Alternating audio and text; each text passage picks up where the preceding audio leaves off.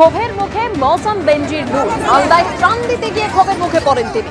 দিনে দুবার ব্যবহার করো স্টপেজ ক্রিম আর নিজেকে রাখো এভারগ্রিন কেয়াশেক আরোমা থেরাপি স্টপেজ ক্রিম আর খুঁজে পাও নতুন আমিকে। রতুয়ার মহানন্দা টোলায় ক্ষোভের মুখে তৃণমূল সাংসদ। প্রচুর মানুষ একসঙ্গে চলে আসায় ত্রাণ দেওয়ায় সমস্যা হচ্ছিল। আরও ত্রাণের ব্যবস্থার আশ্বাস দিয়েছেন মৌসম বেনজির নূর।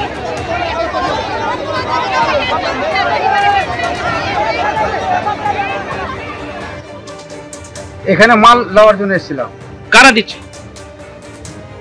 হকরা ছিল মনে হয়, আর কে কে আর ছিল এতটা আমরা চিনি না। আমরা অনেক লোক ছিলাম। মাল পেলেন? না পেলাম। কেন পেলেন? গাড়ি চলে গেল, পাবলিকের ভিড় দেখে না কি দেখে চলে গেল। সরকারি ত্রাণ পেয়েছেন আপনারা? না পাইনি। মোটামুটি 2 ঘন্টা হয়ে গেল আমাদের দ্বারা, কিন্তু এখনো পর্যন্ত মাল মিললো না, চলে গেল মাল।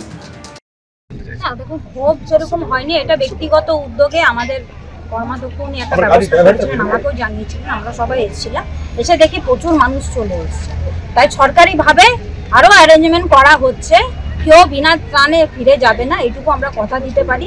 সরকারিভাবে আরও অ্যারেঞ্জমেন্ট করা হচ্ছে এবং সকলকে ত্রাণ দেওয়া হবে। আগেও দেওয়া হয়েছে, আমরা কয়েকজনের সঙ্গে কথাও বললাম, তারা ত্রাণ পেয়েছে, তিরপাল পেয়েছে এবং আগামীতেও তারা পাবে। এবং আজও আরেকটা টিম আসছে, কিছুক্ষণের মধ্যে তারা ঢুকবে এবং বুঝে বুঝে তারা ত্রাণ দেওয়ারও ব্যবস্থা করা হচ্ছে। আমরা এসছি, আবেগে আরও প্রচুর মানুষ তারা নৌকাতে উঠে পড়েছিলেন। একটা অ্যাক্সিডেন্ট হয়েছে, আমাদের জলেও পড়ে গেছে।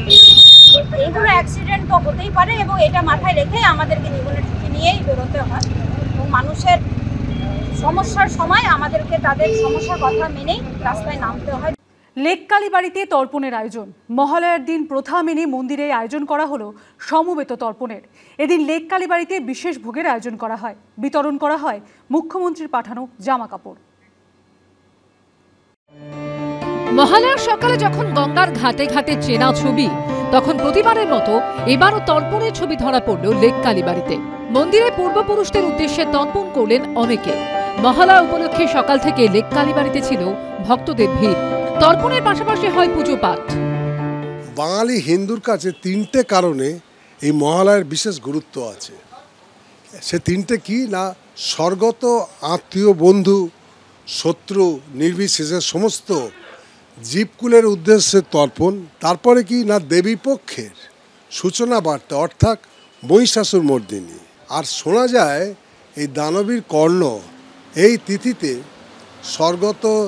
স্বর্গ থেকে মর্তে এসে পিতৃপুরুষদের উদ্দেশ্যে তর্পণ করার আদেশ পেয়েছিলেন। পুরাণ মতে এই তিথিতে পিতৃলোক পৃথিবীর খুব কাছে চলে আসে। স্বর্গতরা পৃথিবীতে বিচরণ করেন এবং তাই পৃথিবী হয়ে ওঠে মহা আলয়। এই দিন লেক কালীবাড়িতে বিশেষ ভোগের আয়োজন করা হয়, বিতরণ করা হয় মুখ্যমন্ত্রীর পাঠানো জামা কাপড়। অর্ণব মুখোপাধ্যায়ের রিপোর্ট, এবিপি আনন্দ, কলকাতা।